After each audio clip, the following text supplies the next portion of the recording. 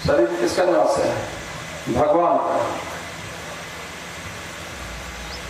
इस तरह से आप जैसे फूलों में छाई सुवास, जैसे सुगंध पूरे फूल में। सती तुम बताओ, मेरे प्रश्न उत्तर दो जो मैं पूछ रहा हूं। शरीर में किसका निवास है? कहाँ? यहाँ नहीं है, खाली हृदय में है। अब तो शरीर पूरा कैसे लेगा? कहाँ है? सभी जगह है। हाँ, नाक से लेकर छोटी तरह। ये क्या फूल ना, इसमें सुगंध ज्यादा है, किसमें सुगंध ज्यादा है?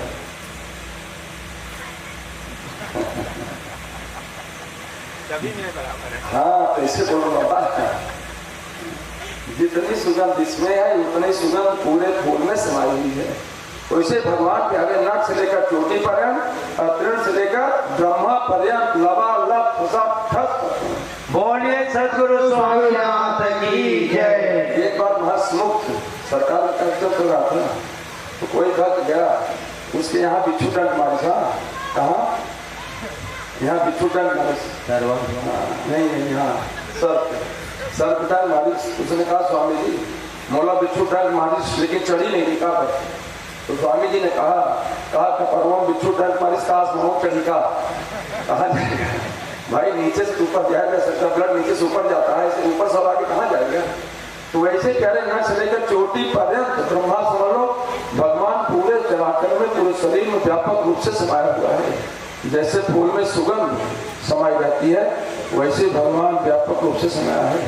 बोलिए सदगुरु स्वामीनाथ की जय। अब देखो घट में ही हरि का निवास है रे, देखो घट में ही हरि का निवास है रे। छाए फूलों में जैसे सुवास है रे, साई फूलों में जैसे सुवास है रे। तूने बाहर तला सयने को किया, तूने बाहर तला सयने को किया।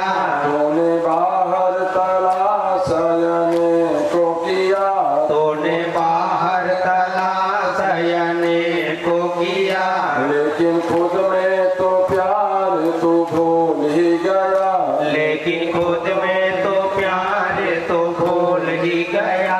ओ करता पुकार हर श्वास है रे, वो तो करता पुकार हर श्वास है रे। ओ करता पुकार हर श्वास है रे, वो करता पुकार हर श्वास है रे। देखो घट में ही हरि का निवास है रे, देखो घट में ही हरि का निवास है रे। छाई फूलों में जैसे सुवास है रे, साई फूलों में जैसे सुवास है रे। आते तूने बाहर तलाश अनेकों किया। तलाश माने खोज। हम बात को किसी करते हैं, जितना तीर्थों में जाते हैं, तीर्थों में हम जाते इसीलिए हैं कि हमको भगवान मिलेगा, लेकिन भगवान बाहर हो तब तो मिले। आज तक जाने कितने हमारे पुरखा लोग, हमारे पूर्वज लोग समस्त तीर्थों का भ्रमण करते करते थक गए, लेकिन भगवान नहीं मिले। लोग कहते नहीं कि बिना मरे स्वर्ग नहीं दिखता है, नहीं बिना मरे स्वर्ग नहीं दिखता, और बिना पानी पिए प्यास नहीं बुझती। तो स्वर्ग की हम कल्पना करते हैं, स्वर्ग बहुत अच्छा है, स्वर्ग बहुत अच्छा है, अच्छा सत्कर्म करो, अच्छा पुण्य करो, हमको स्वर्ग मिलेगा। हम लोग अभी स्वर्ग को देखे नहीं, स्वर्ग कैसा है, अच्छा है, बुरा है, फिर भी हम स्वर्ग की कल्पना करते हैं। हमारे जितने पूर्वज स्वर्ग गए हैं, आज जाकर के आज तक कोई संदेश भी नहीं भेजा, कोई समाचार भी नहीं भेजा, कोई चिट्ठी पाती भेजा हो भैया स्वर्ग बहुत अच्छा है, हम लोगों ने अच्छा सत्कर्म किया है, इसलिए आप लोग भी बढ़िया सत्कर्म करो, आप लोग भी स्वर्ग आने की तैयारी करो, स्वर्ग बहुत अच्छा है। जिसको हमने देखा नहीं, हमने जाना नहीं, फिर भी हम उसकी कल्पना करते हैं। प्यारे, जितना हमारा पुण्य होता है उतने दिन हमारा स्वर्ग है, जब हमारा पुण्य क्षीण हो जाता है तो फिर हमको नरक में आना पड़ता है। बोलिए सदगुरु स्वामीनाथ की जय। भगवान बाहर नहीं है, कहते नहीं कस्तूरी कुंडल बसे मृग ढूंढे बनवाए, ऐसे घट राम है दुनिया देखे नहीं। बोले मुक्तेश्वर भगवान की जय। कस्तूरी कहाँ रहती है? कस्तूरी मृगा की नाभि में रहती है, और वही कस्तूरी जब पक जाती है ना तो उसी की सुगंध उसी के माध्यम से बाहर पूरे वातावरण फैलती है। अब मृगा क्या समझता है?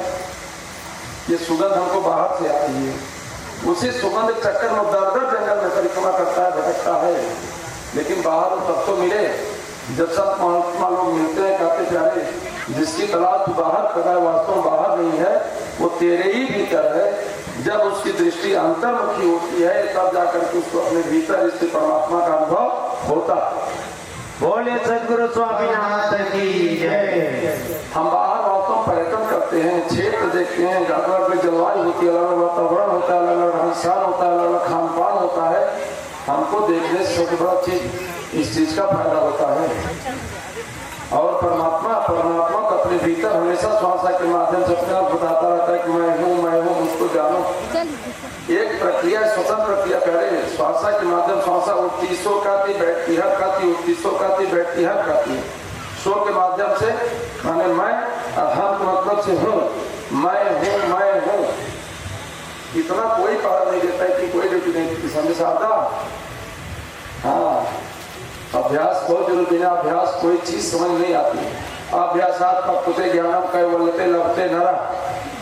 बार बार अभ्यास से ज्ञान पकता है, अनाभ्यास से विषम साधता। अभ्यास न करो तो कोई चीज बेकार है। आज कितने लोग पंच मजा बने आके क्या करते बताओ? अपने ले जाते, अपने खर्च करते, अपने खाते हैं। कोई दूसरा चीज कोई वहां दूसरा कोई नहीं जाता, लेकिन क्या है नहीं वहां जाते हैं, वहां संगत कराते, वहां बैठाते हैं, वहां बताते हैं। तो अपने अंदर किसी चीज को जानने की ललक होनी चाहिए, अपने अंदर किसी चीज को पाने की तड़प होनी चाहिए। जब तक हमारे अंदर तड़प नहीं होगी, जिज्ञासा नहीं हो, कोई कितना भी देना चाहे तो हमको मिलेगा ही कैसे? जी हमारे अंदर जो जीव भाव आ जाता है नहीं, जीव का मतलब क्या होता है जानते हैं? जीव जीवे धातु से बना हुआ है। जीव का मतलब होता है जन्म लेना और मरना। जब तक आप अपने आप को छोटा मानोगे, जीव मानोगे, तब तक जन्म है और मृत्यु है। जब अपने आप को व्यापक मानोगे तो वास्तव में जन्म है ना मृत्यु है। व्यापक तत्व भगवान आत्मा के रूप में आपको जानना चाहिए। जो इस रूप में देखता है ना वास्तव में जन्म और मृत्यु से सदा सर्वदा के लिए मुक्त हो जाता है। जन्म लेता है शरीर, आत्मा को अजर और उसका कभी जन्म ही नहीं होता। तो हमेशा बताता रहता है कम से कम अपने आप को जाना, किसी को मत जाना। स्वामी जी ने कहा कोई सी बात नहीं हो, किसी मजाक में कोई बात नहीं है, पद मजाक में रहो, लेकिन जो गुरु है उसके पास जाओ और जाकर उसके पास बैठो। केवल एक चीज पूछो, हे गुरुदेव आप मेरा परिचय बता दो। अगर आप अपने आप को जान जाओगे तो हमसे भिन्न यहाँ कोई नहीं। जितने लोग यहाँ बैठे हैं कोई किसी से भिन्न नहीं है। सबके भीतर वही चेतन ब्रह्म है, सबके माध्यम से वही प्रकट होता है, सबके भीतर से वही बोलता है। बोलिए सदगुरु स्वामीनाथ की जय। सबके भीतर से होता है, मैंने अपने आप बार बार बताता रहता है।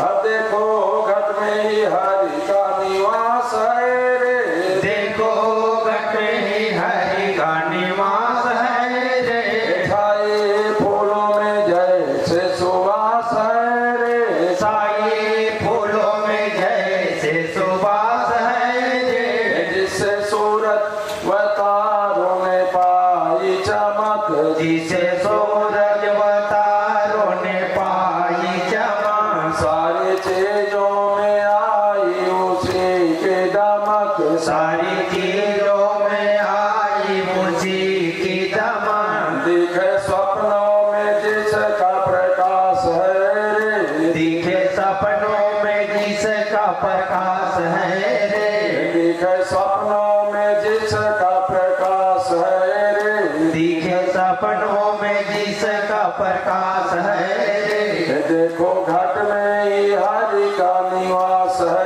रे, देखो घट में ही हरि का निवास है रे। छाए फूलों में जैसे सुवास है रे, साई फूलों में जैसे सुवास है रे। कहते जिससे सूरज तारों ने पाई चमक। ये सूर्य किसके प्रकाश से प्रकाशित होता है जानते हो? चंद्रमा किसके प्रकाश से प्रकाशित, तारे किसके प्रकाश से प्रकाशित होते हैं? इनका अपना प्रकाश नहीं है ना। विधि हरि हर रवि शशि दिग्पाल, विधि हरि हर रवि दिगपाला विधि हरिहर रवि शशि दिगपाला विधि हरिहर रवि शशि दिगपाला माया जीव करम कुल काला माया जीव करम कुल काला अयहिप महिप जहाँ लगी प्रभुताई अहिप महिप जहाँ लगी प्रभुताई वेद सिद्ध निगमागम गाये वेद सिद्ध निगमागम गाई देखो कर विचारे अनेके देखूं कर विचार हियनी के राम रजाय शीस सबहि के राम रजाय शीस सबहि के विधि हरिहर रवि शश दिक्पाला विद माने ब्रह्मा हर माने विष्णु हर माने भगवान शंकर रवि माने सूर्य शश माने चंद्रमा दसों दिक्पाल और माया जिसके सारे पर नाचती है जीव कर्म और काल जिसके सारे पर थर थर कांपता है ये सब भगवान के इशारे पर चलते हैं माने किसी की अपनी कोई सत्ता नहीं लेकिन दिखता किसको है देखा कर विचार ही नहीं भगवान शंकर ने कहा कि जिसके ही माने जिसका पवित्र हृदय है जो पवित्र हृदय से उस परमात्मा को लगता है देखता है उसी के और समझ में आता है नहीं तो हमेशा तो भगवान को भगवान मान बैठा अपने आप को जीव मान बैठा है बोलिए सदगुरु स्वामीनाथ की जय। और स्वप्न जो देखते हो स्वप्न में प्रकाश चप्पा कोई सपना भी नहीं हो सपना नहीं सपनाते कभी नहीं एक अकेले से दिखी कोई भी सपने नहीं आते एक अंदर नहीं देखता तू भी क्या बात है दो लोग हो गए मैंने सोचो कि कभी अब तक सपने नहीं सपने क्या होता ही नहीं जानते आज नहीं सपना हुए स्वामी जी नहीं तो आपसे सपना सभी कभी नहीं देखे दोनों सपना नहीं देखे सपना आते थे स्वप्न आप देखते हो रात में आप स्वप्न देखते हो स्वप्न कैसा दिखाई पड़ता है स्वप्न के समय अंधेरा रहता है प्रकाश रहता है पहले आप इसका अनुभव करो रात में स्वप्न किसी की शादी दिखाई पड़ती है कहीं तालाब में कोई डूबते हुए दिखाई पड़ता है कोई दौड़ा रहा है स्वप्न में कोई दौड़ाता है आदमी भाग भी नहीं था कदम बहुत भारी भारी उठते हैं आदमी दौड़ भी नहीं पाता है तो स्वप्न में जो प्रकाश रहता है इंद्रियां तो सोई रहती हैं तो प्रकाश किसका रहता है कहा वही भगवान आत्मा का प्रकाश है अगर मैं सो गया होता समझो अगर मैं सो गया होता तो स्वप्न के हाल को जागने के बाद बताता कौन कि मैंने ऐसा स्वप्न देखा सब तो इंद्रियां सोई रहती हैं वो उसी समय बताते जब लोग डरते रहते नहीं लोग क्या क्या करते बताओ कि जाओ सपने सिर काटे कोई जाओ सपने सिर काटे कोई जाओ सपने सिर काटे कोई जाओ सपने सिर काटे कोई बिनु जागे न दूर दुख होई बिन जागे न दूर दुख होई हाँ जैसे रात में कोई स्वप्न देखता है किसी ने मेरा सर काट दिया कितना दुखी होता रोता है लेकिन आप बताओ अगर किसी ने किसी का सर ही काट दिया तो मर जाएगा कि रोएगा सर करके तो मर गया ना लेकिन क्या है वो सपना रहा है तो कौन जो स्वप्न दृष्टा है वो स्वप्न नरका कटा हुआ सर देखता है लेकिन क्या समझता है किसी ने मेरा सर काट दिया अब दुखी बहुत होता है तो परमात्मा भीतर वाला आत्मा को जान रहा है कि बहुत दुखी मैं इसको बता दूं लेकिन बताए कैसे सारा काम उसके बेचारे किराए से और कोई किराए के मकान में खुद ही रहता है सब आँख के माध्यम से देखता है कान के माध्यम से सुनता है जबान के माध्यम से बोलता है जबान बंद है इंद्रियां सोई है मन तो जाग रहा है लेकिन बताए कैसे जैसे ही जागते हो तुरंत बताता है कि हमने ऐसा स्वप्न देखा बोलिए सदगुरु स्वामीनाथ की जय। जानते महाराज जनक आपको जानते हो ना विजय राज कहे जाते हैं इतने ज्ञानी पृथ्वी पर सबसे ज्यादा ज्ञानी इतने बुद्धिमान थे कि उनको देहाभिमान था ही नहीं 3.5 के देख अपना नहीं मानते थे एक बार सुखदेव तुमसे कहे भागवत सुने थे सुनाने के लिए कहा राजा मैं आपको भागवत सुनाने आया हूँ तो महाराज जनक ने कहा फिर कभी सुना देना फिर एक दिन गए भागवत सुनाने के, कहा रात में आपको भागवत सुनाने आया हूँ, कहा फिर कभी सुना देना। लौट गए। बाद में महाराज जनक खुद गए, कहा आप हमको भागवत सुना दो। सुखदेव जी ने कहा राजन अब सुनने और सुनाने के दिन गए, अब क्या सुनोगे, ना आपको सुनाना है ना आपको सुनना है। वही महाराज जनक रात में सोए हुए थे, उन्होंने स्वप्न देखा जैसे कोई राजा उनके राज्य के ऊपर चढ़ाई कर दिया, आक्रमण कर दिया। महाराज जनक लूट गए, बर्बाद हो गए, उनके पास कुछ भी नहीं रह गया। सोचो जंगल में बेचारे शरीर को केवल एक धोती थी, सप्ताह रहे, एक धोती थी, जंगल में भटक रहे भूखे प्यासे, खाने के लिए उनके पास थाली नहीं थी, प्यासे पानी नहीं था। एक जगह हड़िया में, जंगल में हड़ियों में पड़ा तो खिचड़ी रख रही थी, तो गए तो देखे तो भी एक पत्तल लिए, हड़िया पड़े थे, हड़ियों लिए जब लाइन लगाए, सोचे महाराज जनक लाइन लगाए और खिचड़ी लिए, सोचे चले एकांत बैठे खाए। दो स्वान लड़ते हुए आए, उनसे टकरा गए, हाथ सड़िए गिरी, फूट गए और उनकी आंख खुल गई। महाराज जनक ने सोचा जागने के बाद, अभी क्षण भर पहले मैं सोया हुआ तो मैं स्वप्न देखा था कि मुझको खाने की एक खिचड़ी नसीब नहीं थी, मेरे पास राज्य नहीं था, मेरे पास शरीर में तो एक धोती अकेले थी, नंगा बदन था। और कहा अभी क्षण भर बाद ही मैं क्या देख रहा हूँ कि मेरे पास सुंदर माल है, सुंदर सिंहासन है, सुंदर बिस्तर है जिसके ऊपर मैं सोया हुआ हूँ। उन्होंने ये सोचा कि आखिर जो स्वप्न देखा वो सही है कि ये सही है जो भी देख रहा हूँ। उन्होंने सभा बुलाया, उन्होंने सोचा अगर सभा में बात रखूंगा तो लोग कहेंगे महाराज जनक इतने विद्वान, उनके अंदर कहाँ से इतना ज्ञान आ गया। उन्होंने बड़ा छोटा प्रश्न बनाया, कहा यह सच है कि वह सच है। मुनादी करवा दिया पूरे नगर में कि जो मेरे इस छोटे से प्रश्न का उत्तर दे देगा मैं इसको अपना राज्य दे दूंगा। कोई प्रश्न का उत्तर नहीं दे पाता था, और जितने महात्मा लोग आते थे प्रश्न का उत्तर नहीं दे पाते थे, महाराज जनक उनको अपने यहाँ बंदी बना लेते थे। बंदी ऐसा नहीं बनाते थे कि कोई सजा आता, कहा मेरे यहाँ बंदी हो तब तक के लिए जब तक हमको इसका उत्तर नहीं मिल जाता है, और आपको भी इसका उत्तर ज्ञात नहीं, इसलिए आपको उत्तर इसका मिल जाएगा, तब तक आप मेरे यहाँ रहो, खाओ, नहाओ, सोने का पूरा सुंदर प्रबंध है। सब बंदी बना लिया। एक बार कहोल ऋषि आए, उनको भी बंदी बना लिया। जानते कहोल ऋषि के पुत्र का नाम था अष्टावक्र। अष्टावक्र जब अपने माँ के गर्भ में पेट में थे, जब अष्टावक्र जी पाठ करते थे वेद का, तो गर्भ के अंदर से पेट से कहते थे अशुद्धम क्यों मत करते हैं, अशुद्ध क्यों बोल रहे हो। इनको गुस्सा लगे, कहा अगर तुमने पेट के माँ के पेट में आकर कितना विद्वान है, चलो हमसे शास्त्रार्थ करते। शास्त्रार्थ किया तो 8 जगह से टोका अशुद्धम की मत करना, अशुद्धम की मत, 8 बार टोका।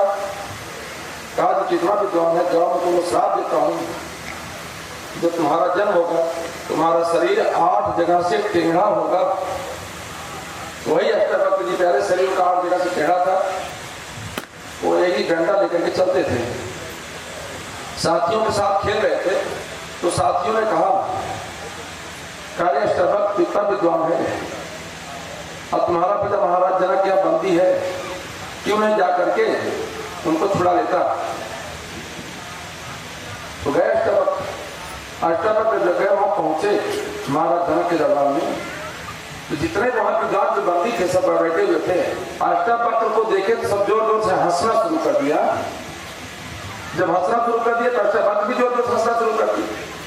तो महाराज जनक ने कहा कि महात्मा जी ये लोग क्यों हंसे इसको मैं जानता हूँ, लेकिन आप क्यों हंसे। तो अष्टावक्र ने कहा अरे महाराज जनक, मैंने तो सोचा था कि महाराज जनक की सभा विद्वानों की सभा होगी, लेकिन वास्तव महाराज जनक की सभा विद्वानों की सभा न होकर के चमारों की सभा है। बोलिए सदगुरु स्वामीनाथ की जय। कहा कैसे, कहा इसलिए हमारे शरीर को देख करके लोग हंस रहे हैं, हमारा शरीर टेढ़ा है 8 दिनों से, तो ये चमड़े का शरीर देख करके हंस रहे हैं। जैसे करना होता है, कहा करना कितना भी टेढ़ा क्यों ना हो, लेकिन उसके भीतर जो रस होता है वह मीठा ही समाया होता है, वह कभी टेढ़ा नहीं होता जी। कहा वैसे शरीर कितना भी टेढ़ा क्यों ना हो, लेकिन जो इसके भीतर भगवान आत्मा समाया है वो सबके भीतर जैसा वैसा ही शरीर के भीतर भी है। शरीर के टेढ़े होने से उसके ऊपर कोई प्रभाव नहीं है, इनकी चंद दृष्टि है। कहते नहीं चतुराई चूने पड़े दूरे पड़े अचार, तुलसी आत्म ज्ञान बिन चारों वर्ण चमा। कहा हाड़ मांस के शरीर को अपने मानते हैं। तो गए राजा करके, राजा क्या है? कहा अपना प्रश्न पूछो राजा।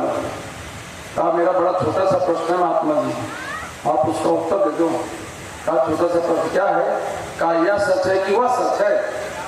तो जानते हैं अकबर ने कहा राजन जैसे तुम्हारा प्रश्न छोटा है वैसे इसका उत्तर भी बहुत छोटा है।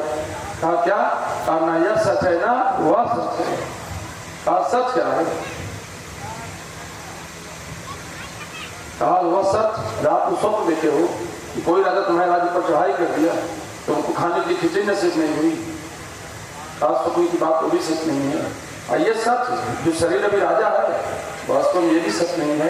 ये शरीर आज राजा है, ये शरीर आज कल नहीं रहने वाला, लेकिन राजा पद हमेशा रहेगा, प्रधानमंत्री पद हमेशा रहेगा, राष्ट्रपति पद हमेशा रहेगा, आदमी आता रहेगा और जाता रहेगा। तो ये बदलने वाला है, ये शरीर ये भी सच नहीं है। तो कहा सच क्या है? कहा सच वही है जो उस सच को भी जानता है और इस सच को भी जानता है, वास्तव में सत्य स्वरूप परमात्मा है। बोलिए मुक्तेश्वर भगवान की जय। राजा खुश हो गए, हाँ सबको मुक्त कर देते हो, रात चलते तपस्या करने की। अब देखो घट में ही हरि का निवास है रे, देखो घट में ही हरि का निवास है रे, छाए फूलों में जैसे सुवास है रे, छाए फूलों में जैसे सुवास है रे, दिखे बाहर की नजरों से हरगिज नहीं, दिखे बाहर की नजरों से हरगिज नहीं, दिखे बाहर की नजरों से हरगिज नहीं, दिखे बाहर की नजरों से हरगिज नहीं, दिखे जावे खुले दिव्य दृष्टि कहीं, दिख जावे खुले दिव्य दृष्टि कहीं, श्रद्धावानों के बिल्कुल ही पास है रे, श्रद्धावानों के बिल्कुल ही पास है रे, देखो घाट में ही हरि का निवास है रे, देखो घट में ही हरि का निवास है रे, छाए फूलों में जैसे सुवास है रे, छाई फूलों में जैसे सुवास है रे, राजा देखे बाहर की नजरों से हरगिज नहीं। बाहर की नजर से क्या दिखते जानते हो? संसार। अब भीतर की दृष्टि से भगवान, लेकिन दिखता उसको है भगवान जिसको दिव्य दृष्टि प्राप्त होती है। गीता प्रसंग आएगा आपको बताएंगे, गीता आप लोगों ने सुना भी है। जब अर्जुन को मोह हो गया, अब भगवान उनके मोह को दूर करने के गीता जैसे ज्ञान को प्रकट किया करे। और जब कहा मेरे अपने विराट स्वरूप का दर्शन कराया, ताकि मेरे विराट स्वरूप का दर्शन करो। जब अर्जुन देखता है तो नंगी आंखों से कोट कोट ब्रह्मांड करे, आंखें चकर मकर हो गई। भगवान के विकार को दिखाई पड़ रहा है, नहीं के सब कुछ भी नहीं दिखाई पड़ रहा है, आंखें चमक जा रही। कहा सही बात है, जीव दृष्टि से अगर कोई मुझको देखना चाहता है तो उसको नहीं देख सकता। जिसको मैं अपना खुद नेत्र देता हूँ अर्थात दिव्य दृष्टि जिसको प्रदान करता हूँ वही जाकर के मेरा दर्शन कर पाता है। बाद भगवान को अपना नेत्र दिया है, तब भगवान की विराट स्वरूप का दर्शन किया। अर्थात भगवान को देखना है तो भगवान की निगाह से भगवान को देखो, तभी जाकर के भगवान के स्वरूप का बोध होता है। बोले सदगुरु स्वामीनाथ की जय। तो श्रद्धा मांगे प्यारे, भगवान की भक्त हो तो उनके अंदर तो दृष्टि हमेशा रहती है।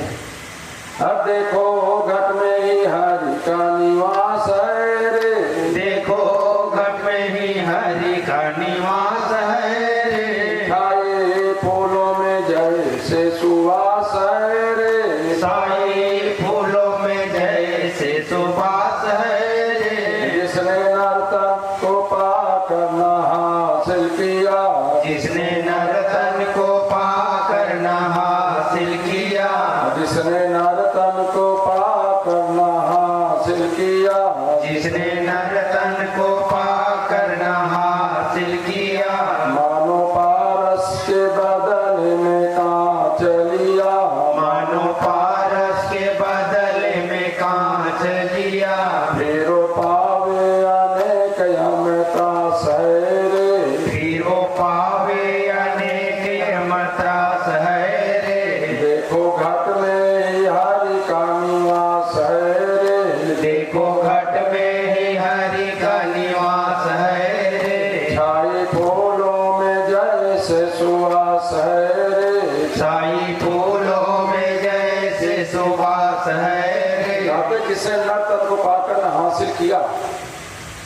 नर माने मनुष्य का शरीर बहुत ही दुर्लभ है कि बड़े भाग्यवान सतन पावा, बड़े भाग्यवान सतन पावा, बड़े भाग्यवान सतन पावा, बड़े भाग्यवान सतन पावा, सुर दुर्लभ सद ग्रंथ निगावा, सुर दुर्लभ सद ग्रंथ निगावा। बड़े भाग्यवान सतन पावा। 84 लाख योनियों की सर्वश्रेष्ठ योनि है 83,99,999 योनियों में भटकने के बाद भगवान यही एक अवसर देता है, मनुष्य का शरीर बनाते हैं। पहले जाकर के अपना आत्म कल्याण कर लो। कोई ऐसी योनि नहीं है जो अपना कल्याण स्वयं कर सके मनुष्य के सिवा।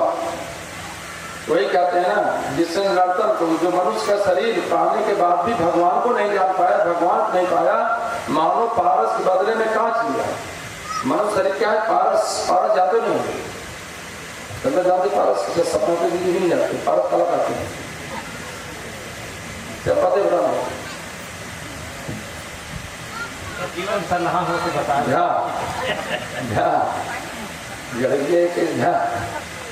पारस नहीं आते, नहीं जाते हैं। मनीष योगांजलि इन काम कर यार कैसे पट पड़ी थी, क्या करता है तो हम जाने पड़ते हैं। पारस जो होता है लोहे को सोना बना देता है। सोच लो, लोहे को छू ले सोना हो जाए, लेकिन सब लोहे के नहीं है। जिस लोहे में जंग लगा होता है, जैसे चंदन है जंग लगा क्या होता है, मैंने सोना बना देता है, लेकिन जंग लगे हुए सोने को चाह करके भी नहीं बना पाता है सोना। तो मनुष्य का शरीर क्या है? पारस है। माने जो चाहे सो कर सकता है, करे अपना गुरु स्वयं कर सकता है, अपने जीवन का लक्ष्य स्वयं निर्धारित कर सकता है। ये पीछे जाकर भेड़ों की तरह भटकने से कोई मतलब नहीं होता। भगवान ने विवेक दिया, मनुष्य अपना कल्याण स्वयं कर सकता है, हमेशा अपने लक्ष्य को प्राप्त कर सकता है। आज क्या क्या जो पढ़ करके लोग कहां से कहां तक पहुंचते हैं। मानव जीवन कितना बहुमूल्य है, लोग इसको पाने की, देवता लोग ईश्वर दुर्लभ, देवता लोग भी तरसते हैं। वो भी सोचते हैं हमको भी मनुष्य का शरीर मिलता तो हम भी सत्संग करते, हम भी भगवान का भजन करते, हम भी भगवान को पाने का कोई उपक्रम करते। बोलिए सदगुरु स्वामीनाथ की जय। अमर होना बहुत महत्वपूर्ण नहीं है, इसको आप जान लो। कारण कि जब महाराज कथित भागवत सुन रहे थे, देवता लोग अमृत लेकर के आए थे। अगर अमर होना महत्वपूर्ण होता, सुखदेव जी सीधे कह देते कि अमृत पान कर लो। क्या कहते परीक्षित? देवता लोग कहे कि अमृत पान कर लो तुम अमर हो जाओ राजा, और भागवत सुनने का फल हमको दे दो। तो उन्होंने पूछा गुरुदेव से, सुखदेव जी से, कि अमृत में और भागवत कथा सुनने का जो फल है, दोनों में श्रेष्ठ कौन है? उन्होंने कहा राजन, सुखदेव जी कहा राजन, दोनों का अंतर पहले समझ लो। अमृत पीने से जीव अमर होता है, और भागवत सुनने से मनुष्य का कल्याण होता है। कल्याण मतलब जन्म और मृत्यु से सदा सर्वदा के लिए मुक्त हो जाता है। तो बताओ तुम चाहते क्या हो? तब उन देवताओं से कहा, हे देवताओं, तुमको तुम्हारा अमृत मुबारक हो, हमको भागवत सुनने की जो फल है, कथा सुनने का जो फल है, क्यों वही चाहिए। हमको अपना कल्याण करना है, हमको अमर होकर के यहाँ नहीं रहना है। बोलिए मुक्तेश्वर भगवान की जय। तो पारस ऐसा पत्थर है, प्यारे मनुष्य का शरीर जो है पारस है, जो चाहे सो कर सकता है, दूसरों का कल्याण करते अपना कल्याण करते हैं। एक महात्मा थे, महात्मा का पारस था, महात्मा का चेला उनकी खूब सेवा करता था।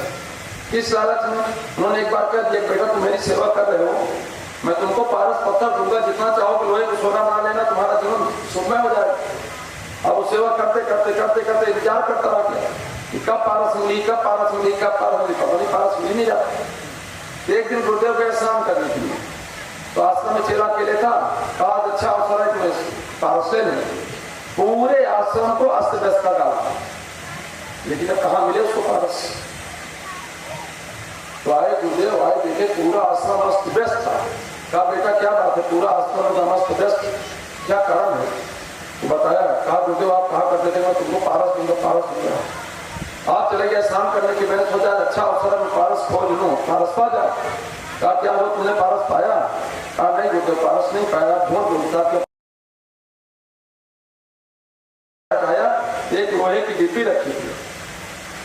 क्या उसे उठाओ? जब उठाया तो ये क्या है?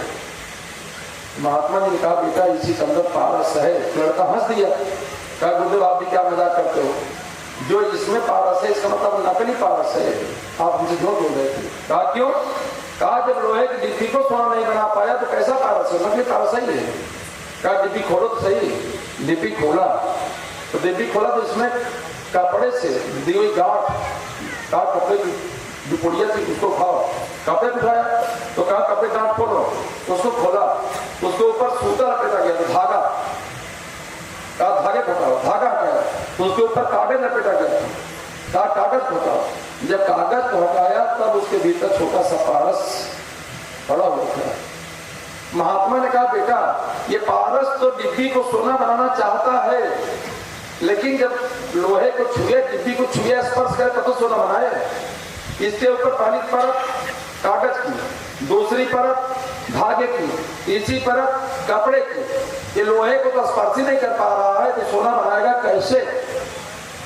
तीन परत। वैसे ही भगवान जो है नहीं, गुरु जो होता है वास्तव में शिष्य का कल्याण तो करना चाहता है, लेकिन विषय और वासना रूपी इतनी परत दर परत अपने मन के भीतर चढ़ी हुई है कि चाह करके भी गुरु से अलग आपको कर ही नहीं पा रहा है, आपका गुरु से वास्तव में संपर्क हो ही नहीं पा रहा है, तो आपका कल्याण होगा कैसे?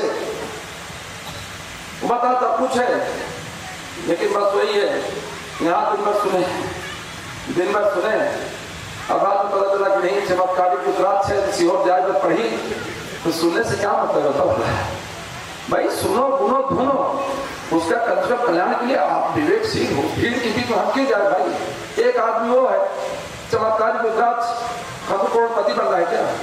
रातों रात कोई करोड़पति नहीं बन पाए, जो करोड़पति बना उसका तो हाल आप जाकर के देखो, चाहे कितने भी लोग, इतिहास पढ़ो, इतिहास साक्षी है। कभी भी चमत्कार को नमस्कार नहीं करना चाहिए। भगवान ने हमको विवेक दिया, भेद क्यों घुमा भाई? हम सोच विचार खुद अपना निर्णय लेंगे। एक आदमी इतने लोगों को घुमा रहा है पीछे पीछे, भगवान ने हमको विवेक दिया है, हम भीड़ में क्यों ना भाई? हम जाकर के छोटा विश्वास ले लो, अपने घर में बढ़िया शिवरात्रि है, अपने घर में नमः शिवाय माला करो। आज मैंने सोचा चल करके मैं भी यहाँ चल छोड़ता हूँ, शिवरात्रि और चंद्र सावन में अगर एक सोमवार में चल जरूर छोड़ता हूँ, लेकिन यहाँ गया बताओ इतना बढ़िया गांव है, शिव की मूर्ति जहाँ बैठी तालाब पीकर उल्टा बैठा कर रखी है, तो पूरा तरफ उसका उनके सामने नंदी है। इतना दिन हो गया, हमेशा ये दिशा सूचक होते हैं जहाँ शिव का मंदिर जो होता है, और वैसे क्या कहते हैं जहाँ मस्जिद होता है, जहाँ गिरजाघर होते हैं, दिशा सूचक यंत्र माने गए हैं। आप जंगल पड़ जाओ जहाँ कोई आपको स्थान न मिले, शिव मंदिर हो, आप जाकर के देखो शिवलिंग की दिशा हमेशा उत्तर दिशा में होती है, उससे आप दिशा का अंदाजा लगा सकते हो। कहीं जाकर के आप जिलाधिकारी के ऊपर जाकर के देखो, आप ऐसे क्रॉस लगा आता है, क्रॉस का निशान हमेशा ईस्ट तरफ मैंने पूरब तरफ आता है, उससे आप लगा सकते हो। जाकर के मस्जिद देखो, मस्जिद का दरवाजा हमेशा पूरब की तरफ होता है, उससे आप दिशा जान सकते हो। तो कम से कम हर आदमी, सामान्य आदमी इस चीज को जानता है, लेकिन वही बाहर बैठते दाहिने बैठने वाले जैसा है ना, लोग जैसे करते वैसे चले जा रहे हैं। कुछ तो समझना चाहिए, कुछ पढ़ना चाहिए, कुछ जानना चाहिए, कुछ दूसरे के सहारे पे हमेशा नहीं नाचना चाहिए। तो वही कहते हैं ना, मनुष्य का शरीर पारस है। अगर जिसने अपने मनुष्य की कीमत नहीं समझा, अपने शरीर की कीमत नहीं समझा, क्या मानो पारस के बदले में कांच दिया। बोलिए सदगुरु स्वामीनाथ की जय। फिर पावे अनेक यम त्रास है। मनुष्य शरीर अगर एक बार छूट गया ना, बाद में गौरव नरक की यातना ही होती पड़ती है। जलते हुए बालू, आप नरक का वर्णन किया गया भागवत में, हमको कभी कहते नहीं, समय नहीं रहता है। जलती हुई बालू जिसमें भुट्टा फोड़ा जाता है, सोचिए जलती हुई बालू में नंगे पांव चलना पड़ता है, बाद में इसे कांटे कील लगी जाती है, कील के ऊपर नंगे पांव चलना पड़ता है, पानी का दलदल रहता है, दलदल के भीतर से चलना पड़ता है। जीव कितनी कठिन यात्रा होती है। अब देखो घट में ही हरि का निवास है रे, देखो घट में ही हरि का निवास है रे, छाए फूलों में जैसे सुवास है रे, छाए फूलों में जैसे सुवास है रे, मुक्तानंद के कहना सभी से यही, मुक्तानंद का कहना सभी से यही, नर बिना ज्ञान के मुक्ति पावे नहीं, नर बिना ज्ञान के मुक्ति पावे नहीं, चेतो चेतो अभी भी अवकाश है रे, चेतो चेतो अभी भी अवकाश है रे, ये देखो घट में ही हरि का निवास है रे,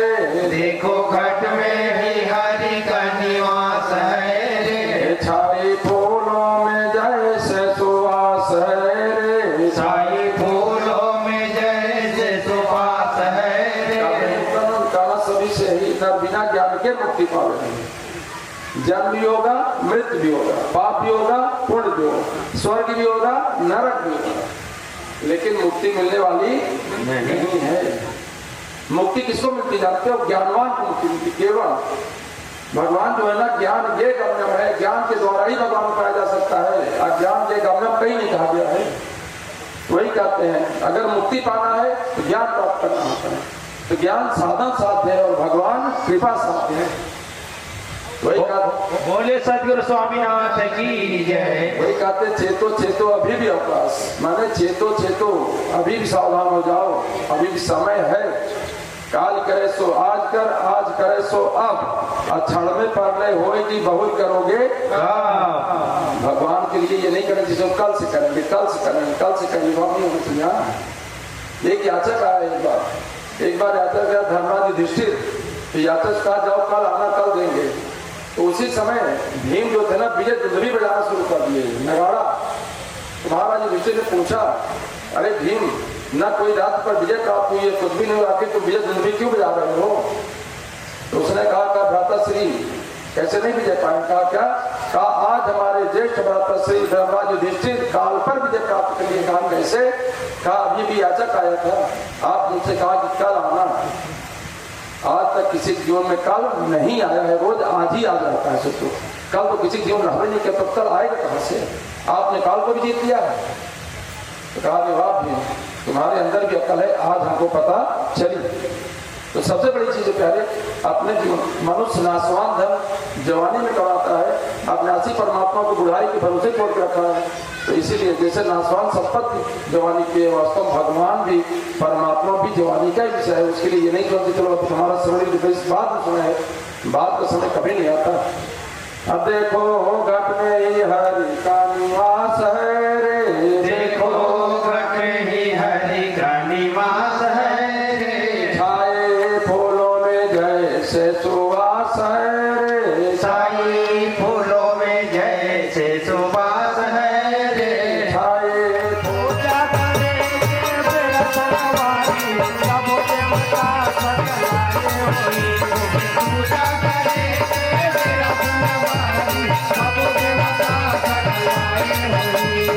पूजा करेंगे बेड़ा सवारी, सब देवता सकलाए होई। पूजा करेंगे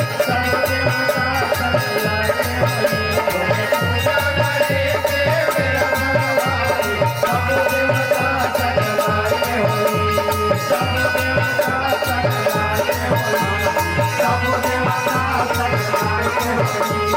सब देवता कहती है यह सखी, आज मैंने नंद बाबा के आंगन में एक बहुत ही बड़ा कौतूहल देखा। सखी कवतु को मेकम नंदन के तांगने मया दृष्टम, गोधूली धूसरितो नित्य वेदांत सिद्धांत। कहा ऐ सखी, आज मैंने नंद बाबा के आंगन में एक कौतूहल देखा। क्या कौतूहल देखा? कि गोधूली बेला में धूल धूसरित होकर के वेदांत और सिद्धांत को नित्य करते हुए देखा। गोपियों भगवान कृष्ण का नाम क्या रखा जानते हो? वेदांत सिद्धांत। वेदांत का मतलब क्या है? वेद का मतलब होता है जानना। वेद की धातु से बना हुआ शब्द वेद। वेद का मतलब होता है जानना, ध्यान अंत, अर्थात जानते जानते जहां पर जाकर जानना पना का अंत हो जाए, इसी को वेदांत कहते हैं। अर्थात भगवान श्री कृष्ण को जानने के बाद कुछ भी जानना बाकी नहीं रहता, वास्तव में वेदांत। सिद्धांत, सिद्धांत का मतलब होता है कि श्री कृष्ण से भिन्न एक तिनका भी नहीं है। ये सारा चराचर भगवान कृष्ण का ही स्वरूप है, भगवान राम का ही स्वरूप, भगवान शिव का ही स्वरूप है। जो ऐसा जानते हैं वही क्या है? वेदांत का सिद्धांत है। बोलिए सदगुरु स्वामीनाथ की जय। एक दिन गोकुला की गलियों के बाहर एक मस्ताना योगी खड़ा हुआ था और वह आने जाने वाले मुसाफिरों को सावधान करता था कि माजा तुपाथ्या पतिबेमरथ्या दिगंबरा को पितमाल नीला वृंदास्ते तनितांब बिंबे धूता समाकाचितवृतम। आने जाने वाले मुसाफिरों को सावधान करता था कि आए गोकुला की गलियों में जाने वाले मुसाफिरों सावधान हो जाओ। गोकुला की गली में आगे जाकर के एक आड़ा पीछा बालक खड़ा हुआ है जिसके एक हाथ में बांसुरी एक हाथ उसके होंठों पर है, पगड़ी बांधा, उसे मोर मुकुट लगा हुआ है, कर्जा पहना है कमर में आड़ा पीछा खड़ा है। वो करता क्या है? धूता समाकर्षित चित्त वृत्तम, वह आने जाने वाले मुसाफिरों का चित्त रूपी धन चुरा लेता है। इसीलिए संत महात्माओं ने भगवान के एक नाम क्या रखा है? चित्तचोर। बोले चित्तचोर नारायण भगवान की जय। अब यहाँ प्रश्न ये उठता है कि भगवान को चित्त की क्या जरूरत है? चित्त माने मन, भगवान को क्या जरूरत है? किस लिए मन चोरी करते हैं? तो वास्तव में भगवान किसी लड़के बच्चा नहीं चोरी करते। क्यों? कि सारा संसार उनका लड़के बच्चा है। लड़के बच्चे कोई चोरी, धन की चोरी नहीं करते क्योंकि लक्ष्मी स्वयं उनकी दासी है। जिसके पास जो चीज नहीं रहता उसी लोग चोरी करते हैं। तो भगवान के पास सब कुछ है प्यारे, लेकिन भगवान के पास मन नाम की चीज नहीं है। स्वामी जी कहा करते तो इसीलिए मन के मामले में भगवान दरिद्र नारायण है, उनके पास मन नहीं है। अमन जरूरत क्या है? भगवान को मन की जरूरत पड़ती कब? संकल्प और विकल्प करने के लिए, लीला करने के लिए मन की जरूरत पड़ती है। बोलिए सदगुरु स्वामीनाथ की जय। भगवान लीला पुरुषोत्तम है ना। मन माया प्रकृति जगत, मन माया प्रकृति जगत अचार नाम एक रूप, तब लगिया सांचो लगे नहीं जाना निज रूप। ये तब तक सही लगते प्यारे जब तक इनका सही ज्ञान हमको नहीं होता।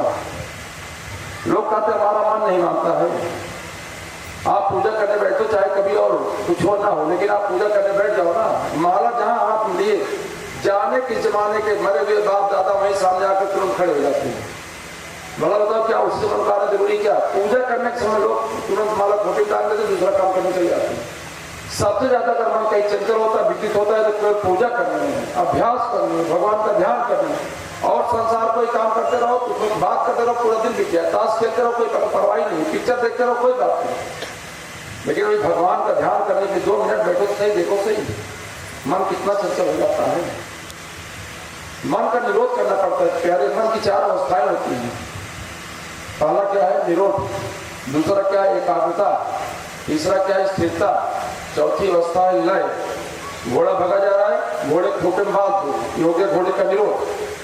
दूसरा एकाग्रता। घोड़ा क्या करेगा? वो खोटे के आस पास नाचेगा, ये खोटे पर उसकी एकाग्रता हो गई। बात स्थिरता। स्थिरता मतलब आप घोड़े को खोटे से खोल भी दो तो भी घोड़ा टस मस नहीं होगा, ये उसकी स्थिरता है। लय माने घोड़ा अपने आप को भूल जाए कि मैं घोड़ा हूं, यही अपने आप में लय होना है। तो मन का निरोध करना चाहिए जबरदस्ती। मन एक नदी है, संकल्प और विकल्प रूपी, इसके 2 किनारे हैं, साधन इसका बांध है, लेकिन फिर भी प्यारे बार बार पानी फलकता रहता है। वैसे बार बार मन में कहीं कहीं कोई न कोई तरंग आती रहती है, कोई न कहीं मन भागता ही रहता है। मन का निरोध करना पड़ता है। बिना निरोध के जबरदस्ती लगाओ पूजा पाठ में। माला करते हो जोड़ दो, फिर धीरे धीरे अपने आप करते करते माला हाथ से धीरे धीरे छोड़ जाएगी जब उसका भाव बनता है। तो मन के हारे हार है, मन के जीते जीत, अपार ब्रह्म को पाइए मन के ही पाती। जानते हो खतरा वहां नहीं है।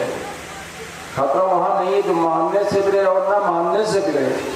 खतरा वहां से है जो मानने से रहे और ना मानने से ना रहे। वास्तव में क्यों? जो ना मानने से रहे और ना मानने से ना रहे वही स्वजन है।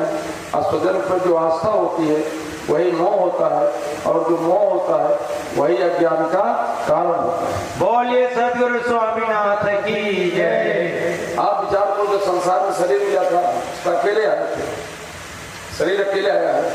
यहाँ आने के बाद माता पिता मिल गए, माता पिता के बाद भाई मिल गया, बहन मिल गया, दादा दादी मिल गए, बुआ मिल गए, मामा मामी मिल गए, ऐसे धीरे सारे संबंध बढ़ते चले गए। ये सब आने के बाद यहाँ मिले हैं, और जाते समय फिर यही छूट जाते हैं। शरीर के पहले भी नहीं थे, शरीर के बाद भी नहीं आने वाले हैं। ये बीच में जो संबंध आ गया है, इस संबंध को बोधवान होकर के, ज्ञानवान होकर के इस संबंध को दिखाना चाहिए। नहीं तो आदमी इतना अखंड इसमें डूब जाता है, वास्तव में इससे बाहर निकल ही नहीं पाता। इस तरह से मन को हमेशा अपने आप नियंत्रण रखना चाहिए। बोलिए सदगुरु स्वामीनाथ की जय। एक दिन कन्हैया ने ग्वाल बालों से कहा देखो तुम लोग अपने घर का हमको दही माखन खिलाओ। तो ग्वाल बालों ने कहा देखो कन्हैया, हम लोग गरीब ग्वाल बाल, हम लोग खुद ही अपने घर का दही माखन खाने के लिए नहीं पाते, तुमको कैसे खिलाएं। सारा दही मक्खन चला जाता है मथुरा के बाजार में बिकने के लिए, जो पैसा आता है उससे हमारे परिवार का पालन पोषण होता है। तो कन्हैया ने कहा ठीक है, हम इसी युक्ति करते हैं कि आज से गोकुला का मक्खन मथुरा के बाजार में बिकने नहीं जाएगा। कन्हैया क्या किया, जो रास्ता था उसके बीच रास्ते में गली में जाता है एक पेड़ है, पेड़ के ऊपर जाकर चढ़ गया, हाथ में गुले लिए हुए था। गोपी आती है, दही मक्खन अपने सर के ऊपर लेकर जा रही थी। कन्हैया देखा तार लगाया बैठा था, वैसे अंटी मारा इस में से तुरंत मक्खी फूट गई और सारा दही मक्खन बिखर गया उसके ऊपर। इधर उधर देखी कोई नहीं दिखाई पड़ा। जब ऊपर देखी कन्हैया जोर जोर से हंसने लगा। कहा था कन्हैया तुमने मेरी मटकी फोड़ी? उसने कहा हाँ गोपी मैंने तेरी मटकी फोड़ी। कहा तो नहीं चोरी चोरी ऊपर से सीना जोड़ी। हाँ कहा चला तेरी शिकायत माँ यशोदा से करती हूँ। कन्हैया का हाथ पकड़ ली लेकर जाती है माँ यशोदा के पास। क्यों? वो क्या है बार बार उदाहरण देती, लेकिन माँ यशोदा कभी मानती नहीं, कहीं कभी प्रमाण लेकर क्या होता है मानेंगे। लेकर गई और जाकर कहा दे के सोते मैं रोज रोज शिकायत करती थी, हम गरीब गोपी अपने घर का दही मक्खन खुद नहीं खाते, ले जाकर मथुरा बाजार में बेचते हैं, तब जाकर के हमारे घर का पालन पोषण होता है। लेकिन तेरा लाला मेरी मटकी फोड़ दिया रास्ते में दुल्हन से, सारा दही मक्खन बिखर गया, बताओ हमारा परिवार कैसे चलेगा। तब मैं यशोदा कहती क्यों रे कन्हैया तूने गोपी की मटकी फोड़ी क्या? तो कन्हैया कहता हाँ भैया मैंने इसकी मटकी फोड़ी। कहा लेकिन क्यों फोड़ी? कहा भैया क्यों तो लड़ा इस गोपी से 6-6, 7-7 दिन का बासी दही मक्खन ले जाकर मथुरा के बाजार में बेचती है। तो बासी दही मक्खन कोई खाएगा तो सर्दी जुकाम होगा, नहीं बीमार पड़ेगा नहीं पड़ेगा। तो मैं यशोदा कहती है क्यों गोपी 6-6, 7-7 दिन का बासी दही मक्खन मथुरा के बाजार में बेचती है क्या? तो गोपी मुस्कुरा देती है, कहा नहीं भैया 6-7 दिन का बासी नहीं रहता है, लेकिन 2-3 दिन का बासी जरूर रहता है।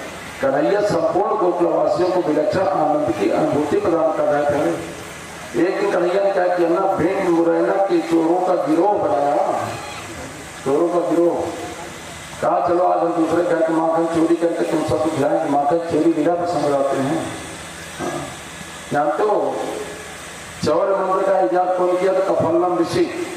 अगर कोई चोरी करने जाए, चोरी करते पकड़ा जाए और वहाँ कफल्लम अगर मंत्र का जाप कर ले तो कोई मालिक देख नहीं पाएगा, उसको चोरी का काम चला सकता है।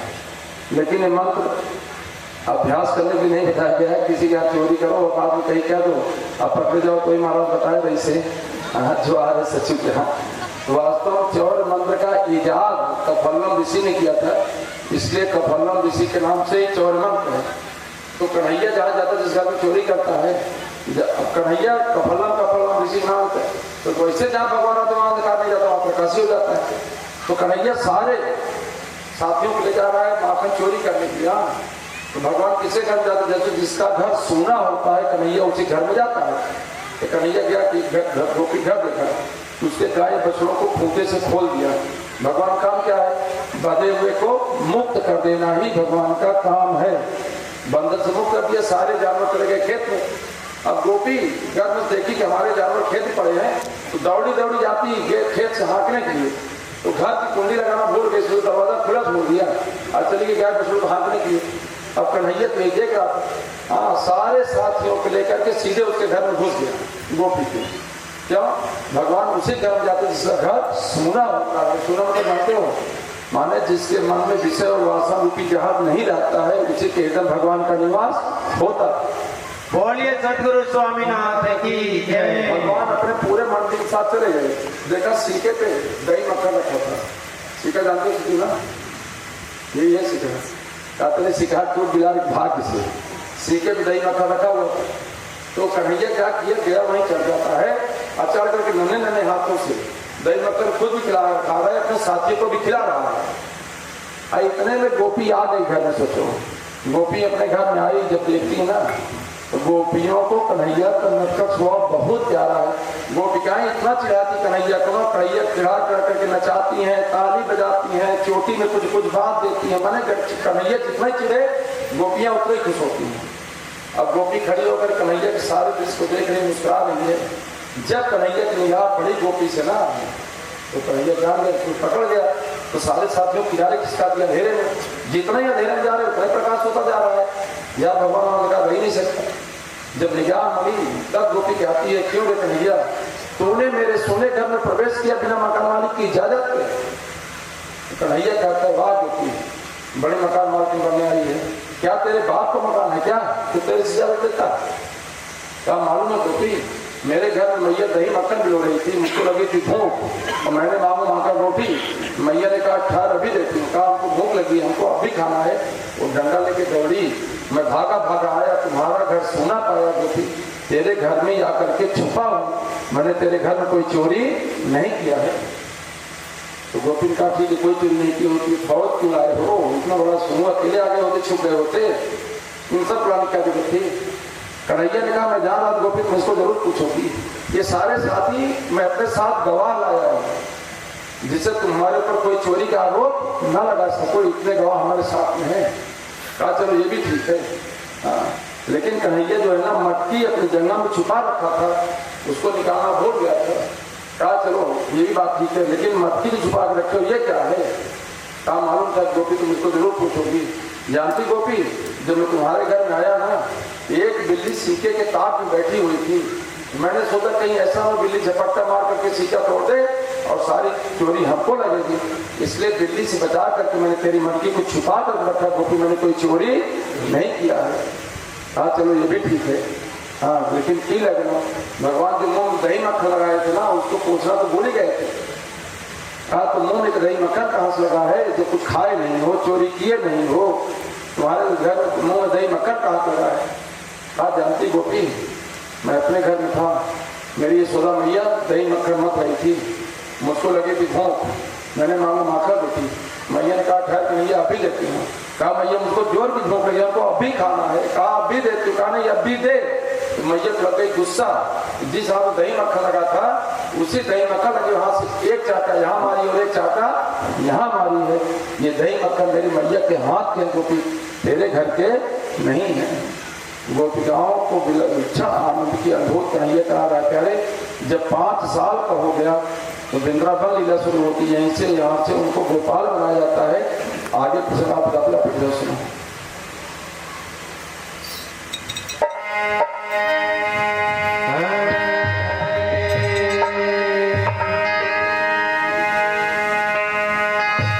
बोले वृंदावन बिहारी लाल की जय। बार बार यशोदा कन्हई लबन जाते, बार बार यशोदा कन्हई लबन जाते, हर घड़ी माखन लबन जाते, बड़े नामी है मोर लाला, हर घड़ी माखन लबन जाते। बार बार यशोदा कन्हई लबन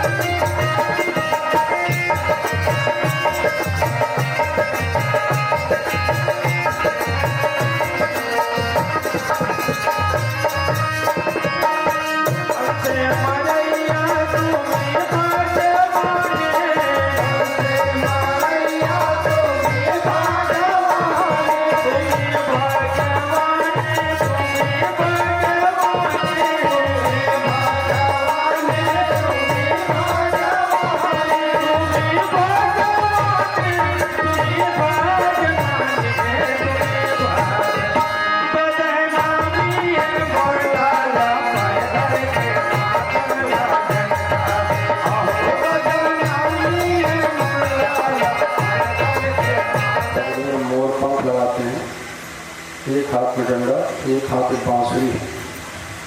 पहली बार बछड़ा चराने की इजाज़त मिली है कन्हैया को। आज ग्वाल बाल इतना खुश हैं, जो कुछ देर के साथ छूटता है आज तो कन्हैया हमेशा साथ में रहेगा। जाते हैं आगे, देखा ये एक बकासुर नाम का दैत्य बपले का रूप धारण करके आया है। उसकी एक चोंच नीचे और एक चोंच ऊपर। तो ग्वाल बालों ने कहा, देख कन्हैया आज तू आया है, आज पर्वतों में कितने सुंदर सुंदर कांद्राएं बन गई हैं, कितने सुंदर क्रीड़ा स्थल बन गए हैं, कितना प्यारा वातावरण हो गया है। कन्हैया तो जान रहा था। कन्हैया गया, जो बकासुर नाम का दैत्य, तो उसकी चोंच दोनों ऐसे पकड़ा और फाड़ करके फेंक दिया। इसके अंदर से प्राणज्योत निकली, भगवान मुखमंडल में समाहित हो गई। प्रेम भोले गोपाल कृष्ण भगवान की जय। बकासुर का वध कर दिया। आगे जाते हैं, एक बछड़ा वत्सासुर नाम का राक्षस बछड़े का रूप लेकर के इसे चक्कर मकर देख रहा था। तो कन्हैया जान दिया कि भी कंस मामा का भेजा हुए कोई पाहुना है। गए और दोनों सिंह पकड़ा, अब पकड़ कर नचा करके फेंका। उसके अंदर से प्राणज्योत निकली, भगवान के मुखमंडल में समाहित हो जाती है। प्रेम भोले गोपाल कृष्ण भगवान की जय। कन्हैया ने वत्सासुर का वध कर दिया। आगे गए नहीं, बकासुर नाम का दैत्य जो अजगर का रूप लेकर आया था, वो इतना विशाल था जैसे पर्वत कोई गुफा हो। आज दूजे उसको कोई पराजित नहीं कर सकता था। एक डाल उसकी जमीन पर, एक डाल पूरे आसमान को छू रही थी। लाल लाल होंठ, लाल लाल मसूड़े जैसे पर्वत की गुफा, और दांत जो थे ना जैसे शिलापट सफेद पत्थर की होती वैसे दिखाई पड़ रही थी। अब गरम गरम श्वासा आ रही थी, जा रही थी गरम हवा। भगवान तो जान गए, लेकिन ग्वाल बालों ने कहा, देख कन्हैया कितनी सुंदर गुफा, कितनी खेलना एक मस्त गुफा है। ऐसा था कि सारे ग्वाल बाल उसको घुस, जब तक कन्हैया रोकता सारे ग्वाल बाल उसके मुंह में चले गए। लेकिन असली सिद्धार्थ तो कन्हैया था, उतना मुंह खोल रखा था। कन्हैया सोचा अगर मैं नहीं जाऊंगा सारे ग्वाल बाल घबरा जाएंगे। कन्हैया भीतर रहता है, जैसे कन्हैया गया वैसे ही जगह से अपना जबड़ा धीरे धीरे धीरे धीरे बंद कर लिया। तो भगवान क्या किए, जैसे लाल राड होती वो हेत गर्म करने के बाद अपने शरीर गर्म किया, बढ़ाना शुरू किया। जब बढ़ाना शुरू किया तब अपना मुंह खोल दिया, लेकिन कन्हैया शरीर बढ़ाता गया, शरीर आधे से फट गया। बाल बाल सब बाहर जाते हैं। बाद उसकी प्राणज्योत भगवान बाहर इंतजार करती रही। बाद भगवान की मुखमंडल में समाहित हो जाती। प्रेम भोले गोपाल कृष्ण भगवान की जय। जाते हैं जब जमुना जी के पुणे पर ना, तो सब कोई गरबे चल रहे हैं, बसे चल रहे हैं, तो आपस में खेल खेलते हैं। ऐसे गोला बना लेते हैं, अब दोनों गोला माने गोला के कन्हैया बैठा है। ऐसे लगता है जैसे आकाश में समस्त नक्षत्रों बीच में चंद्रमा विराजमान हो। अब खेल कौन सा खेलते जानते हो? ऐसे गमछा लेते हैं, गमछे को ऐसे लपेटते हैं, ऐसे ऐसे करके मस्त ऐसे बनाते हैं। अब बना कर जिसके पीछे रखते जो पकड़ लिया गया वही चोर हो जाता है। बढ़िया खेल रहे थे। अब खेलने के बाद कन्हैया ने कहा, देखो अब तो खेल हम लोग खेल लिए, अब जो भी अपने घर से जो भी लाया हो लाओ, एक दूसरे का खाते और अपने अपने घर का खिलाते हैं। तो कोई बढ़िया आम का अचार लाया है, कोई पूड़ी लाया, कोई पराठा लाया, कोई दही लाया, कोई मक्खन लाया है। कन्हैया सबका खा भी रहा है और खुद अपना खिला भी रहा है। जानते वही मधुमंगल नाम का पांडे एक दौर था, उसने देखा दूसरे घर से कड़ी आई थी। उसने सोचा कहीं ऐसा ना कन्हैया इसको देख ले, जब देखेगा कड़ी खट्टी है तो कहेगा, देख मधुमंगल तेरी मैया खट्टी माने झगड़ान हुए, तो जल्दी से अपने कटोरे लिया, जल्दी से पी लिया। जब पीलिए कन्हैया ने देखा दौड़ कर गया और ऐसे जीप उसका मुँह चाट लिया। ऐसा सारा कुछ ब्रह्मा जी देख रहे थे। ब्रह्मा देखो बड़ा एक ऐसा भगवान है, हाँ एक का मुँह चाट है, भगवान थोड़ी है।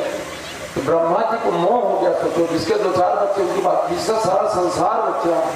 ब्रह्मा जी आए और आते हैं गाय बछड़ू ग्वाल बालों के जाकर ब्राह्मणी गुफा में मूर्छित कर दिए। यहाँ ग्वाल बाल खेल रहे थे, जब खेल की फुर्सत पाए देख रहे हैं गाय बछड़ू कोई दिखाई नहीं पड़ रहे हैं। तो कन्हैया ने कहा ठहरो हम लोग जाकर के लाते हैं। ग्वाल बालों का नहीं, कन्हैया पुराने दिन मैं ही जाता हूँ। ग्वाल बाल गए, दूर से दूर जाते थे, उन्हें गाय दिखते थे, बछड़े दिखते हैं। ब्रह्मा जी आते हैं, सारे ग्वाल बालों को ले जा करके ब्राह्मणी गुफा में मूर्छित कर दिया। जब ग्वाल बाल भी वापस नहीं आए, न गाय बछड़े वापस आए, तब कन्हैया सोचा कि मैं जाता हूँ। कन्हैया गया देखने के लिए, सुदूर पर न तो गाय दिखाई पड़ी, न बछड़े दिखाई पड़े, न ग्वाल बाल ही दिखाई पड़े। जब भगवान कृष्ण ने योग बल से देखा, अच्छा तो सारी करतूत ब्रह्मा जी की है, गाय बछड़ू ग्वाल बाल ले जाकर के ब्राह्मणी की पर मूर्छित बेहोश करके रखते थे। तो भगवान कृष्ण ने क्या किया कि ग्वाल के रूप में ग्वाल हो गए, हाँ गाय बछड़ू के रूप में गाय बछड़ू हो गए। बने नहीं, एक चीज जान लेना हमेशा, बनने और होने में फर्क होता है। बिगड़ा बनता है, स्त्री जन्म से स्त्री होती है, वैसे भगवान हुए हैं, बने नहीं है। हाँ पूरी बिगड़ा बंगीला जैसे पाले चले चरने वाले चरे चराने वाले चरा रहे हैं। ये लीला 6 महीने बीत गई। तब एक दिन बलराम जी ने पूछा भगवान श्री कृष्ण से, क्यों रे कन्हैया, ग्वाल बाल तेरे बगैर एक क्षण रह नहीं सकते, वो क्या है तुम्हारे बगैर एक क्षण रह नहीं सकती, गाँव में तुम्हारे लिए अहंकार बढ़ती, थोड़े दूर टपकाती हुई तुम्हारे पास आकर खड़ी होती थी, लेकिन न तो कोई ग्वाल बाल तुम्हारे पास आ रहा है, न कोई गौएं आ रही है, कि क्या कारण है। तो भगवान श्री कृष्ण मुस्कुरा दिए, मन कहा बलराम बड़े रहस्य की बात है, मैं तुमसे बता रहा हूँ, किसी से कहना मत। कहा क्या हुआ, कहा सारी करतूत ब्रह्मा की है, सारे ग्वाल बाल गाय बछड़ू के जाकर ब्राह्मणी गुफा में मूर्छित कर दिए हैं। अब गाय के रूप में मैं हूँ, बछड़े के रूप में मैं हूँ, ग्वाल बाल के रूप में मैं हूँ। जब सबके घर में कन्हैया भरा हुआ है, कोई कन्हैया के पास क्यों आ गया। ये लीला साल भर चली। तब ब्रह्मा जी आए देखने के लिए, विचार करके वृंदावन की लीला तो देखो क्या चल रही है। तो ये कहा क्या देखते प्यारे, ये चरने वाले चर रहे हैं, चराने वाले चरा रहे हैं। फिर दौड़ करके ब्राह्मणी गुफा में जाकर देखते हैं, वहाँ सब मूर्छित पड़े हुए हैं। फिर भाग करके आए, यहाँ देखे चरने वाले चर चराने वाले चरा रहे हैं। जब ध्यान दिया रे तो साक्षात भगवान हैं जो यदुवंश में अवतार लिए हैं। ब्रह्मा जी जाते हैं और जाकर उनके पाँव में, श्री कृष्ण के पाँव में अपने मुकुट की किरीट भाग को रख देते, साष्टांग लेट करके प्रणाम करते हैं। कहे प्रभु आप एक हो, अद्वैत निराकार हो, निःशंक हो, अविनाशी हो, व्यापक हो, एक से उपाधि देते हैं। तो भगवान क्या किए ना, भगवान श्री कृष्ण को लीला दिखाते हैं। अभी तक ब्रह्मा जी 4 मुंडी के ब्रह्मा क्या देखते हैं, 100 मुंडी के, 10 मुंडी के, 1000 मुंडी, लाख लाख मुंडी के ब्रह्मा। जब देखा ना तो वास्तव में उनकी आँख खुल गई। ब्रह्मा जी क्षमा का प्रभु को क्षमा तो आप एक हो, अद्वैत। एक का मतलब क्या है, माने जिससे भिन्न दूसरा न हो। एक ऐसी संख्या प्यारे जिसको कहीं से कर उसको हटा दो, उसको अस्तित्व खत्म हो जाता है। अगर 10 में से 1 निकाल दो तो 10 का अस्तित्व खत्म हो जाता है। 100 में से 1 निकाल दो 100 का अस्तित्व खत्म हो जाता है। 1000 में से 1 निकाल दो तो 1000 का अस्तित्व खत्म हो जाता है। लाख में से 1 निकाल दो तो लाख, करोड़ में से करोड़, हाँ 10 लाख माने अरब, 10 अरब, 10 मन जितने संख्या से 1 निकाल दो उसका अस्तित्व खत्म हो जाता है। शरीर के भीतर एक परमात्मा सवार होता है, वो भी निकल जाए इसका अस्तित्व खत्म हो जाता है। कुछ लोग कहते नहीं, जब चलते हैं तो राम है, राम है, राम है दो, माने राम एक का नाम, राम एक है, ईश्वर एक है, ईश्वर में कोई भेद नहीं है, ब्रह्म एक होता है। 9 का पहाड़ा अगर आप पढ़ो, 9 की गिनती पूर्ण संख्या होती, पूर्ण होती है, पूर्ण होता है, अपने आप में ब्रह्म होता है। 9 का पहाड़ा पढ़ो, 9 के 9, 9 दूनी 18, 8 1 9, 9 3 27, 7 2 9, 9 4 36, 6 3 9, 9 5 45, 5 4 9, 9 6 54, 5 4 9, 9 63, 6 3 9, 9 और 72, 7 2 9, हाँ 9 9 81, 8 1 9, 9 10 90, 9 के माने 9 पूर्ण, 9 गुना घटता है न बढ़ता है। लेकिन 8 संख्या ही देखो, 8 जीव संख्या है, 8 के 8, 8 दूनी 16, 6 1 7, 8 3 24, 4 2 6। नारायण नारायण श्रीमान नारायण नारायण नारायण, लक्ष्मी नारायण नारायण नारायण, लक्ष्मी नारायण नारायण नारायण, लक्ष्मी नारायण नारायण नारायण, लक्ष्मी नारायण नारायण नारायण, गुरु नारायण नारायण नारायण, गुरु नारायण नारायण नारायण, गुरु नारायण नारायण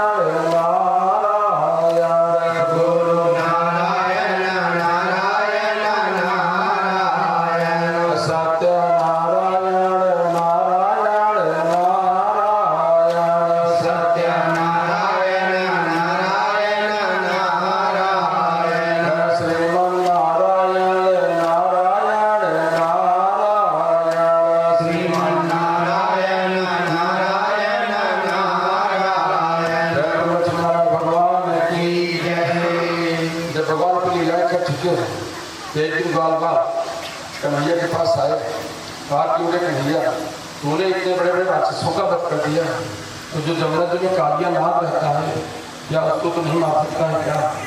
तो साक्षात ईश्वर है। कालिया नाग का विष का प्रभाव ऐसा था, पहले आकाश मंडल में उड़ने वाली पक्षियां वो भी मूर्छित होकर के गिर पड़ती थी। हमारे बाल जाते वहाँ क्या दिक्कत है, वहाँ पानी पीने के लिए खेलने बाद वो मूर्छित हो जाते थे। पशु गाय बछड़े जाते पानी पी वो मूर्छित हो जाते थे। सारा जन्म शैला हो गया है। जानते भगवान कृष्ण बलराम जी को भी नहीं बताए। एक दिन बालवानों को लेकर गए, जमुना के किनारे खेल रहे थे और खेलते ही खेलते गेंद को जानबूझ करके जमुना जी में फेंक दिया। उसी गेंद को निकालने के बाद कचरी काचा फेंका बाना और जमुना जी में कूद पड़े गए। नाग अपने परिवार के साथ अपनी पत्नियों के साथ विश्राम कर रहा था और कुंडली मार के सोया हुआ था और उसी कुंडली के बीच में गेंद थी। कन्हैया जाता पहले जाकर के गेंद को उठा लिया। नाग जाग गया। सोया हुआ नाग जब जाता कितना खतरनाक हो जाता है।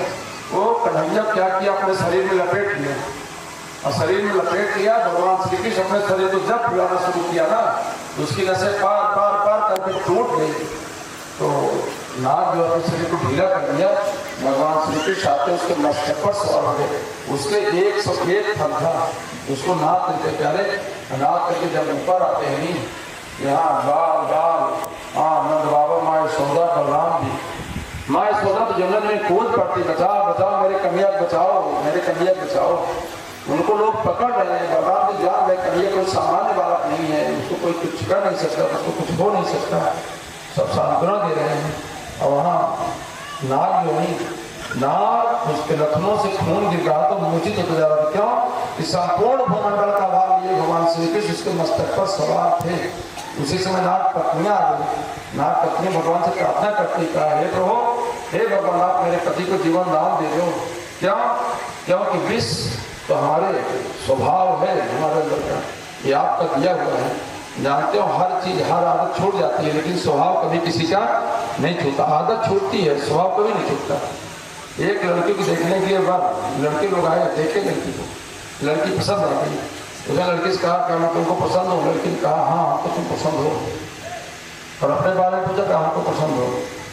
तो लड़के ने पूछा लड़की से कि मेरे अंदर कोई बुराई नहीं जानना चाहती है, मेरे स्वभाव बारे में नहीं जानना चाहोगी? कहा हमको नहीं जानना है।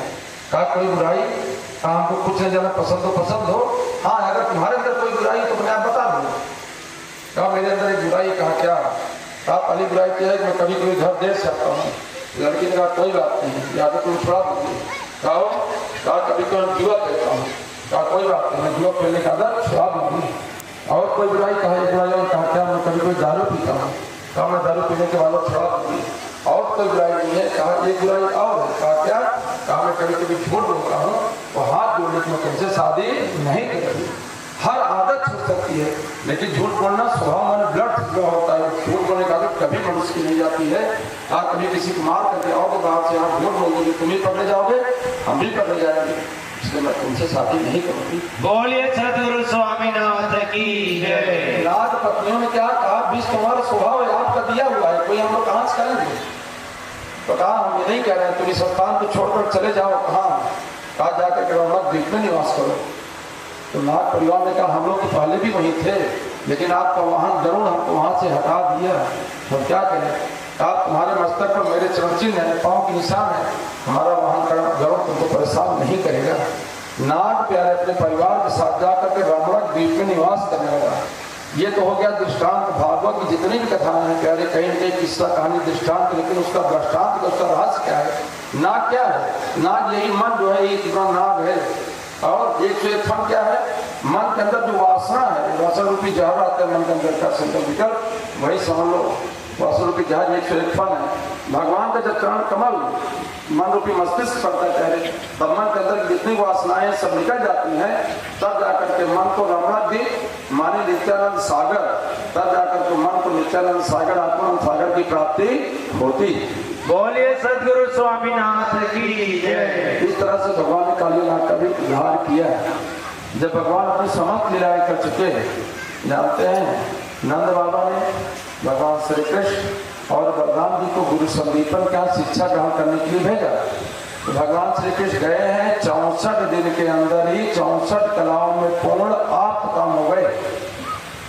भगवान नारायण के अंदर केवल 60 कलाएं थी। और भगवान श्री कृष्ण के अंदर 4 कलाएं और ज्यादा, हाँ 64 कलाएं थी। 4 कलाएं ज्यादा क्या थी?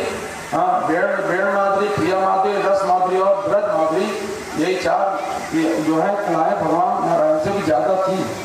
जब शिक्षा पूर्ण कर चुके भगवान कृष्ण जाते हैं जय गुरु संदीपन के पास, कहा गुरुदेव मेरी शिक्षा पूर्ण हो चुकी है, मैं घर जाना चाहता हूँ, इसलिए आपको जो भी दक्षिणा मांगना हो आप मांग लो।